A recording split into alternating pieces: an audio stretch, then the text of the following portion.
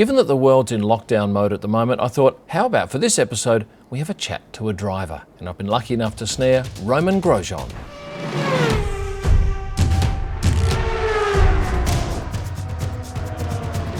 I'm sitting outside here in Western Australia on a beautiful balmy evening. On the other side of the world is Romain Grosjean. Good evening, Romain. Morning or evening, depending where you are. It is good morning. Tell us, you're in lockdown mode like we are in Australia. What are you getting up to? Well, yes, it's a tricky situation, and obviously we all have a big part role to play and stay home as much as we can. So, yeah, I stay home. Obviously, I've got 3 kids. 2 of them, they need to have school lesson during the day. So we try to do at least 3 hours of school, and then also a little bit of training. Home trainer for cycling indoor, and then using a bit of garden and elastic bands and stuff like that to keep up the form. So you're taking over the teaching duties with the youngsters? I am taking over the teaching duties with my wife. It's not easy, to be fair. We're trying to do the best we can, but obviously we weren't trained to be teachers. Let's jump back to the Australian Grand Prix that didn't go ahead. When did you hear that you wouldn't be racing? Well, the rumours happening on Thursday evening, and actually for some reason Thursday to Friday I didn't sleep very well, so at 3 a.m. I was WhatsApping with Sebastian Vettel, and I was like, where are you? Why are you awake? And he's like, I'm going to the airport. I'm like, what?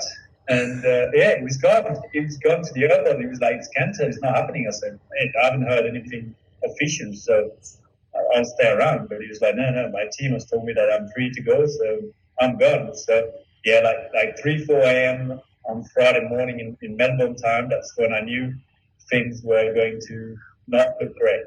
It was pretty interesting in the paddock too. There was all sorts of signs that we weren't racing, but no one was saying yes or no, and obviously there was a lot of behind the scenes stuff going on. But yeah, real sad event. And then of course now we're missing the first 7 races, and really there's no guarantee we'll start in Canada in round 8, is there?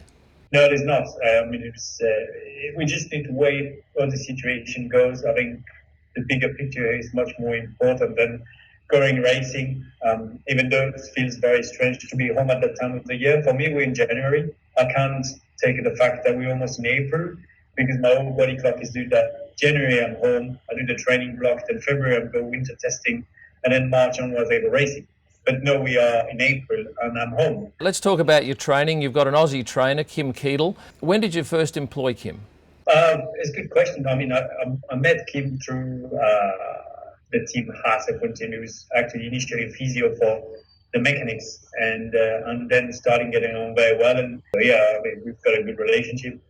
Most of the time he's nowhere, but we like it.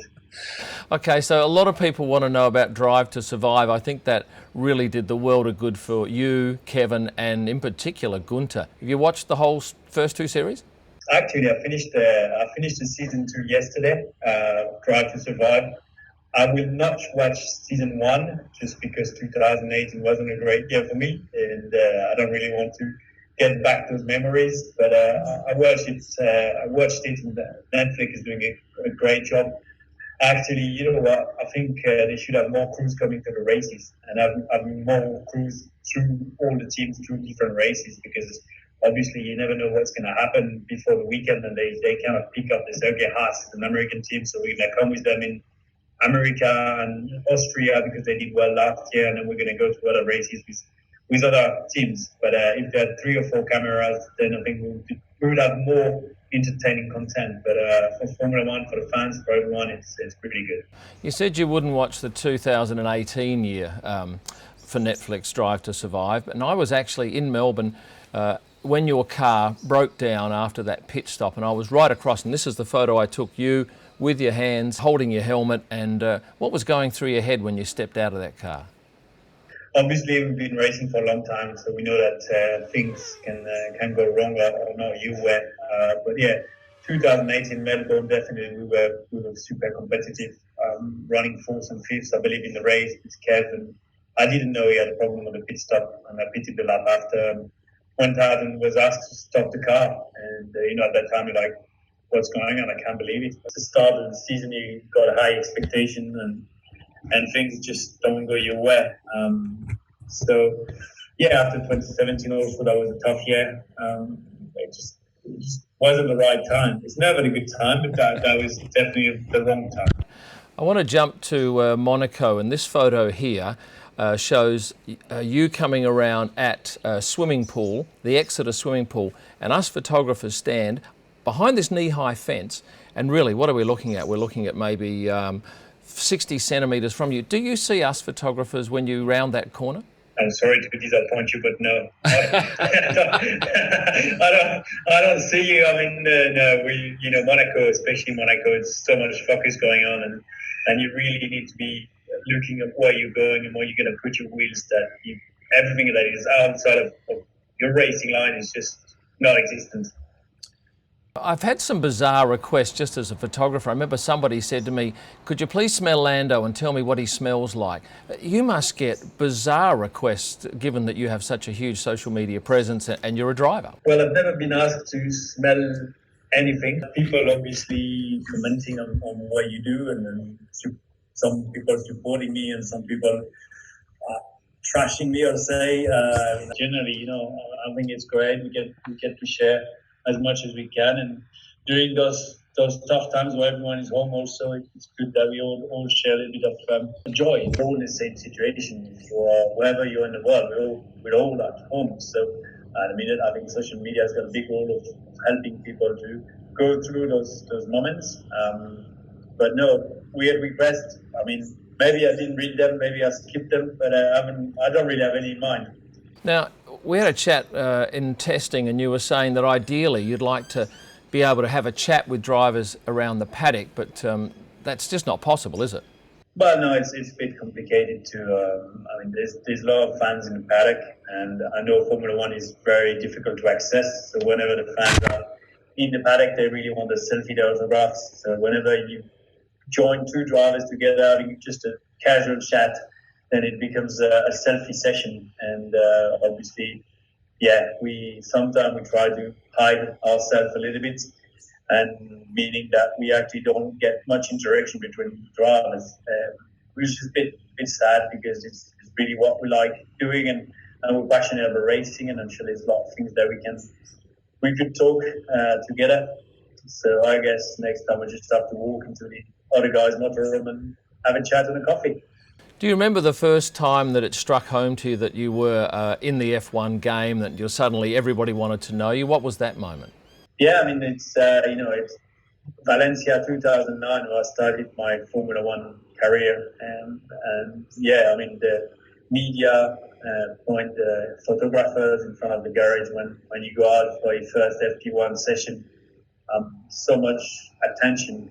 It's quite crazy, and also you're very stressed. You're not very comfortable.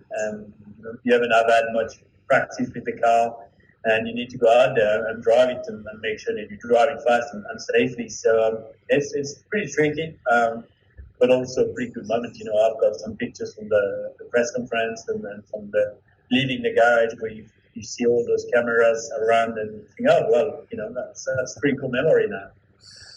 Any corners that terrify you? No, there are corners that I absolutely love, and they're incredible to drive. There are, funny enough, other corners during the season that you just don't really know how to take them, and you're going to be a little bit slower than your teammate, and then just the feel has never been really good. But like for me, turn one in China, more turn two, the pathway gets tight. Mm-hmm. I've never really find the right line speed way of doing it, and it's really a corner that I dislike, and because it's just not somewhere I know I can get quick lap time. Same thing as the chicane in Barcelona before the main straight. I just don't like that corner.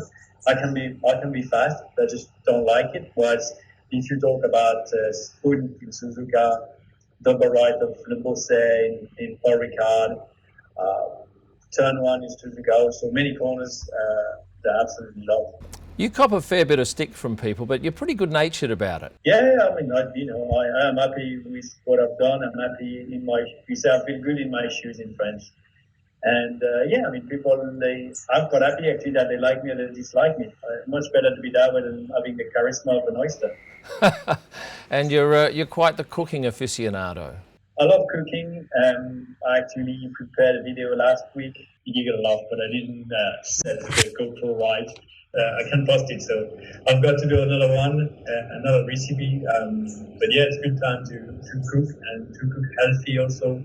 Make sure we've got plenty of vitamins coming in and plenty of nutrition. Just to make sure your immune system is as strong as it can be. I asked my Instagram followers to come up with a few questions. I thought I'd give them a chance to ask here.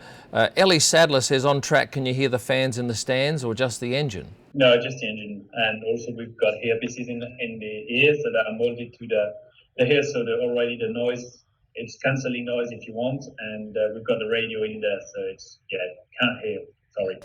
And when you talk to the guys on the pit wall, do you have to press a button or is it just constant communication? No, you just press the button, then you talk, and when you finish talking, you press the button to switch it off. And we normally talk on the braking because that's where there is no engine noise behind. So you press the button before braking at the end of the straight line, and then when you jump on the brake and you're actually downshifting, that's where you're doing the talking. Paulus GRN says, best race of your career and how did it affect your future career? Recently, I'll say, I don't know, maybe Bahrain 2016. It was just a great race. We had a very aggressive strategy using a lot of super soft cars at the time. And we finished fifth with Haas on our second race, which was absolutely incredible. And I remember fighting the Red Bulls during the race and, just having fun. Kim from Australia, Kim with an I, says, why do you always lose to me at squash and table tennis? Oh, yeah. Why do you always lose at squash and table tennis? I mean, sorry, Kim, but if I'm being honest, I mean, last time you had a very bad day at table tennis, and squash, Kim is pretty good, surprisingly. I mean, he's a giraffe, so yeah, he doesn't even move on the court, and he's got everywhere. But table tennis, we're having a lot of fun, and all those games, they're fun, but also they're good for eye and hand coordination and reaction. So everything we do is actually having a sense behind the scene. Brett from Melbourne asks, what's it like going up Eau Rouge? Going up Eau Rouge it's fun. It's the first lap you go through, you've got that big compression at the bottom, and then you go up, and then you go again flat. And when you finish that going up and then starting going flat, your stomach goes up and down. And actually, every year on the first push lap, I feel sick, like my stomach is like on a roller coaster. Yeah. And luckily, it disappears from lap 2 onwards. If not, I wouldn't have a good day. But it's quite a funny feeling. Have you ever been ill in the car and had to stop or felt like stopping? Early in my career, I think it was in Formula 1 or 2 liters. I didn't position the seat belts properly between my legs, and the strap was positioned on my jewels. Yeah. And every time I was braking, it was so painful that I actually had to pit and redo the seat belt. Luckily, it wasn't a race. I think it was maybe a qualifying session. But since then, I'm very careful when I jump in a car to put all the things in the right position and make sure that the seat belts that come between from under your ass, between your legs to your crotch strap, are well positioned.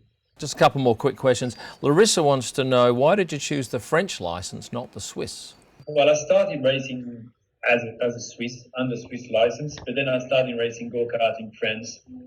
And then eventually when I moved through my careers, I became a Renault driver, development driver. And for Renault, obviously, it made more sense to have a French driver than a Swiss driver. And then Total, the oil company, also was a big partner of mine. And obviously, it's a French company, so supporting a French young athlete would make more sense. So it initially was, I guess, marketing reason. But no, I really feel as a French athlete, but as a Swiss man also. So if you ask me what I'm in real life, I think I'm Swiss. Yeah. But as an athlete, I'm French. Aidan the Train Boy says, how big was the smashed door after Kevin broke it? It wasn't broken. No? It's good quality. The trucks are very strong. I mean, I left it there and kept my mouth shut and thought this is a really good time, Grosjean, not to speak. Beat Cyber Squad says, what's the best thing to put in an omelette? What's the best thing to put in an omelette? Yeah. many things, but a raclette cheese with a bit of ham, or even if better, you get some good smoked ham from the mountains and some raclette cheese, and you just make it very heavy, but it's so good. Are you a fondue man? I love your fondues. Fondue is so good. I mean, I could eat it all day long, but then I wouldn't fit in the car, so I just need to make sure that I'm careful with that. And finally, Eduardo back 10 says, if you had to pay for the damage to all of your Haas cars, how much would you be in debt? I don't know. I don't know. I mean, obviously, when you race, you crash sometimes. It's, our job is to push the car to 100%, if not more, at all time. And therefore, when you try to reach that 100%, and sometimes you go above the limit and then you crash. So, yes, Formula One are very expensive. It's a very expensive world, but luckily I haven't had to pay them, so I don't know. Well, look, I do appreciate you taking 20 minutes out of your busy schedule. What are you getting back to this afternoon? I'm going back to teaching the boys, getting some school with the boys, and then probably I'll have 1 hour on the home trainer, on the turbo trainer back home, getting the cardiovascular system kicking on.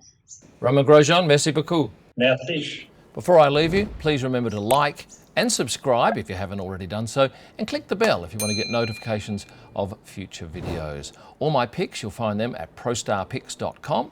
For my best picks though, head to Instagram at Kim Illman, live from the track and all during the week. Thanks for watching and stay passionate.